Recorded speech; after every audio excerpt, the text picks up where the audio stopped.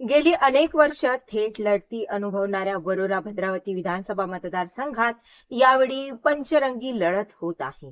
काँग्रेसचे प्रवीण काकडे, भाजपचे करण देवतडे, प्रहार जनशक्तीचे एतेशाम अली, वंचित बहुजन आघाडीचे अनिल धानोरकर आणि शिवसेना उभाटाचे जिल्हा प्रमुख अपक्ष मुकेश जीवतोडे अशी पंचरंगी लढत हा मतदारसंघ अनुभवत आहे. यात 90 अशी ओळख असलेले खासदार धानोरकर यांचे लाडके भाऊ प्रवीण काकडे हे पूर्णपणे गणले असल्याचे स्पष्ट चित्र आहे. मतदारांनी खासदार प्रतिभा धानोरकर यांची घराणेशाही मोडीत काढत त्यांचा माज उतरवण्याची पूर्ण तयारी केल्याचे चित्र या मतदारसंघात आहे. लाडका भाऊ प्रवीण काकडे यांना उमेदवारी मिळावी म्हणून प्रतिभा धानोरकर यांनी आपली प्रतिष्ठा पणाला लावली व पदाधिकारी कार्यकर्त्यांसह मतदारांचा असंतोष ओढावून घेतला. सर्व विधानसभेच्या तिकिटाचे वाटप मीच करणार अशी शेखी मिरवणाऱ्या खासदार मॅडमनी भावाला उमेदवारी मिळावी म्हणून चंद्रपूर, बल्लारपूर व वणी या मतदारसंघात त्यांच्यावर विसंबूर असलेल्या इच्छुकांना वाऱ्यावर सोडले.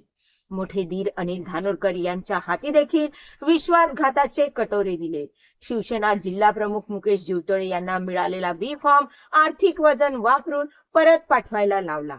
पैशाच्या बळावर आपण काहीही करू शकतो अशी माजोरडी भूमिका खासदार धानोरकर यांनी सातत्याने या काळात घेतली.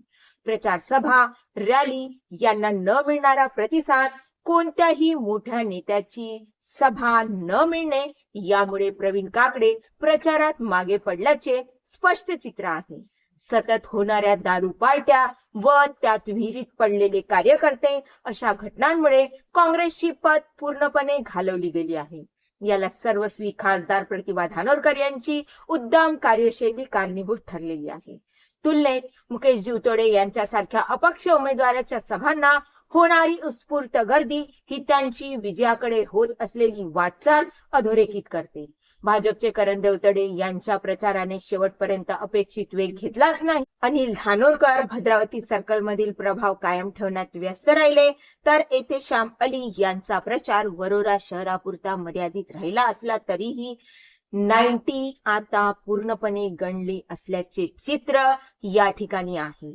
यावर 23 तारखेला शिक्कामोर्तब होईलच अशी आम्हाला खात्री आहे. आपल्याला ही माहिती कशी वाटली ती खाली कमेंट करून आम्हाला नक्की सांगा व अशाच विविध माहितींकरता आजच लाईक करून सबस्क्राईब करा व नक्की शेअर करा. धन्यवाद.